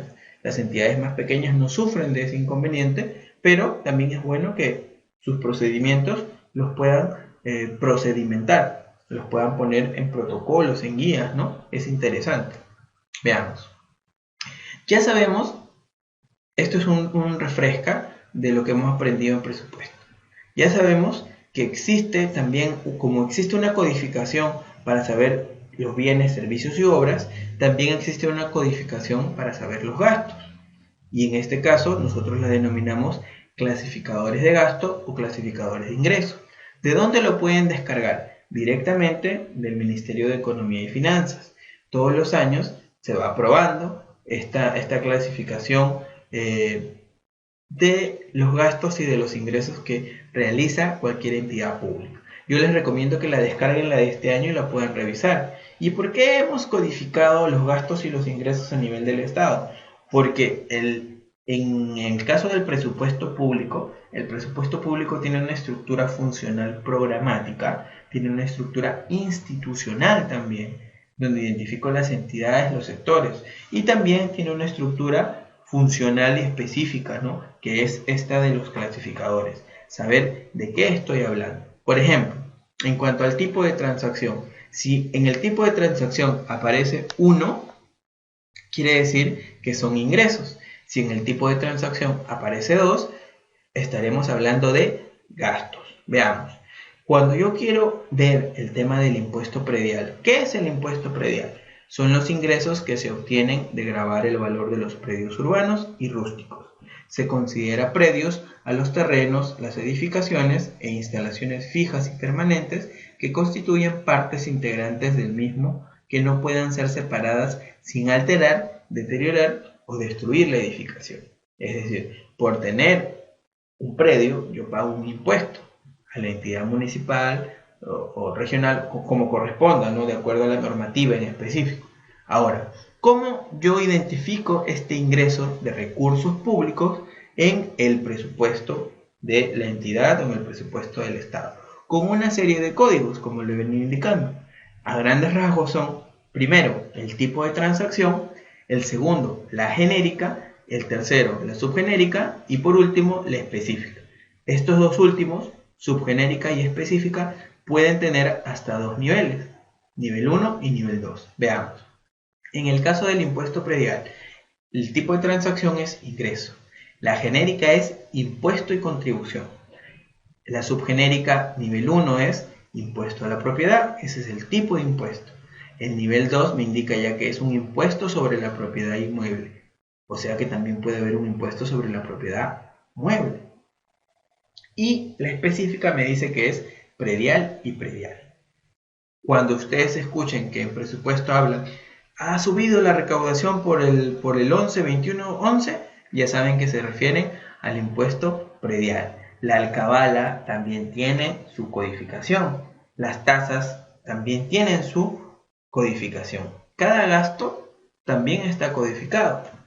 Veamos, en el caso de los gastos de adquisición de papelería en general, de útiles y materiales como archivadores, borradores, correctores, implementos de escritorio, medios para escribir, numerar, a veces hasta tijeras, colores, todo lo que utilicemos como herramienta de papelería y útiles también está codificado. En este caso es lo mismo, solamente que estamos hablando de gastos. La 23.15.12 es esta. Papelería en general, útiles y materiales de oficina. Y es interesante, yo aquí les recomiendo que descarguen esta cartilla de clasificadores y vayan asociando más o menos lo que tiene su entidad, ¿no? Por ejemplo, ¿cómo paga la seguridad? ¿Con qué clasificador? O cómo paga, por ejemplo, la mensajería, la luz, el agua, el servicio de internet, cuando compre equipos, ¿no? Y ahora vamos a ver acá un pequeño resumen del clasificador económico, ¿no? El 1 es compra de bienes, el 2 es compra de servicios. Y ahí tenemos la subgenérica y si ustedes van identificando van a ir saliendo más cosas. Tenemos alimentos, vestuario, municiones, materiales, repuestos, enseres, suministros, etc. A nivel de bienes, lo que es tangible. Me preguntarían, ¿cómo diferencio, cómo identifico un suministro de un bien? La respuesta también es un poco sencilla. Un bien, en general, puede incrementar patrimonialmente el valor de una entidad. Por ejemplo, los equipos de cómputo, ¿no? En el caso de los suministros, estos no siempre incrementan patrimonio. Lo que los caracteriza es su fungibilidad, es decir, su utilizabilidad. Una vez que se emplean, se desgastan, desaparecen o quedan como inexistentes. Un ejemplo, el agua. El agua es un suministro. Otro, el combustible. Otro, el papel higiénico y la papelería. Una vez que se usan, ya no pueden ser perceptibles. Y por su mismo uso, por su misma rotación, pues no incrementan patrimonialmente mi institución. Pero sí son contabilizables, sí son ingresos al almacén, solamente que tienen esta peculiaridad de ser fungibles, es decir, de su utilizabilidad, como lo vengo diciendo. Este es una herramienta web de la Dirección Nacional de Presupuesto Público. Está en la parte de arriba un poco la dirección, ¿no? Si ustedes la buscan pueden encontrarla. Aquí más o menos está todo el listado de los clasificadores, pero este es para una búsqueda web y te va indicando las definiciones. La cartilla que yo les digo es un material en PDF que es descargable y ahí ustedes pueden identificar todo el listado de códigos para los clasificadores de ingreso y los clasificadores de gasto. Miren, ¿no?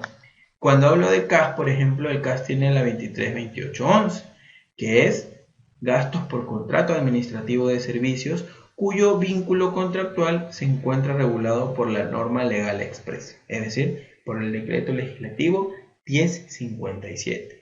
57, ese es el CAS. 17 es la ley de contrataciones. Y el 232812 es las contribuciones a salud del CAS. Y aquí vemos más o menos el desglose, miren, ¿no? Está en la genérica de gasto 3, que son bienes y servicios. La 21, cuando escuchen de la 21, ¿qué es la 21? Son gastos presupuestarios asociados a personal y obligaciones sociales. La 22, gastos presupuestarios asociados a pensiones y otras prestaciones. La 23, son gastos presupuestarios de bienes y servicios. 23.1, bienes, 23.2, servicios. Y servicios también están clasificados, ¿no? Más o menos es una división taxonómica, clasificatoria, ¿no? De los gastos. Por eso se llaman clasificadores de gasto y de ingreso. Y acá tenemos, ¿no?, la 23, la del contrato administrativo de servicio, ¿no? Veamos.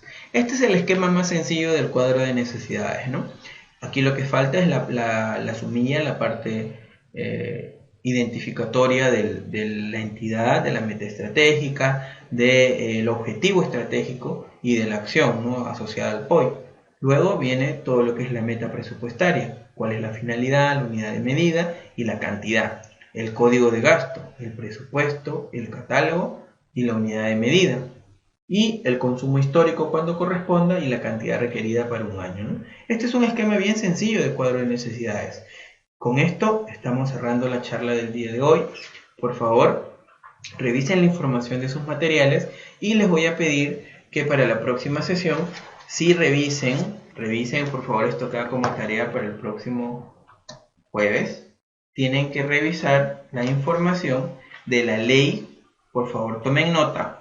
Los artículos de la ley son el artículo 6, el artículo 7, el artículo 8. De la ley de contrataciones van a revisar el artículo 6, el artículo 7 y el artículo 8. En el caso del reglamento, lo que van a leer y van a revisar va a ser el artículo 5, el artículo 6, el artículo 7, el artículo 8, el artículo 9 y el artículo 10. ¿Entendido? Ajá. Del reglamento van a revisar específicamente el artículo 6, 7 y 8. ¿Ya? Vamos a tomar nota aquí.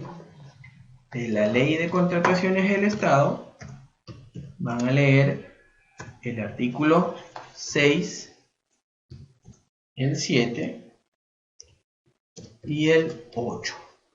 Y del reglamento de la ley de contrataciones del Estado van a leer desde el artículo 5 hasta el artículo 10. Muy bien, señores. Arturo, Diana, Henry, Irene, Jaime, Liz, María, Rosa y Víctor, ha sido un gusto estar con ustedes esta noche. Espero que hayan aprendido nuevas cosas.